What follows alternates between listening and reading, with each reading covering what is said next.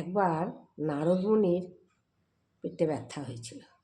দিয়ে দেখছি এত ব্যথা এত ব্যথা, দিয়ে দেবতাদের দেবতাদের ডাক্তার তো জানো, বৈদ্য ছিল অশ্বিনী কুমার দল। দিয়ে অশ্বিনী কুমার দলের কাছে গেছে, এবার যে খুব পেট ব্যথা, কী করবো? তো বলছে যে অনেক দিয়েছে, তো বলছে পেট ব্যথা ঠিক হচ্ছে না। তো বলেছে একটা টোটকা বলতে পারি, যে টোটকাটাতে করতে পারলে ভালো হবে। তো বলেছে বেশ বলুন। বলেছে এই যে ছোলা কলাই দিলাম, এই ছোলা কলাই কটা যদি সোনা পরিণত করে দিতে পারে কোনো সতী নারী, তাহলে তোমার পেটের ব্যথা ভালো হবে।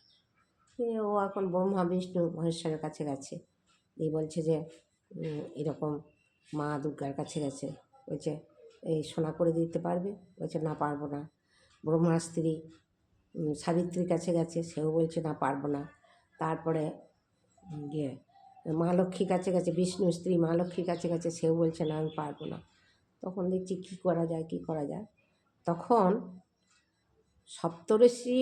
সপ্তঋষির স্ত্রীদের মধ্যে অত্রিমুনির স্ত্রী অনুসূয়া শুনেছে আর কি, যে উনি খুব স্বামীর চরণ ছাড়া কিছু জানে না। নিয়ে বলেছে বেশ তাহলে অনুসূয়া দেবীর কাছে যেয়ে দেখি।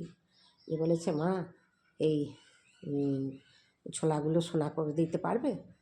তো বলেছে বাবা আমি তো স্বামীর চরণ ছাড়া কিছু চিনি না, তা স্বামীর চরণ স্মরণ করে বলবো, যদি সম্ভব হয় তাহলে হবে।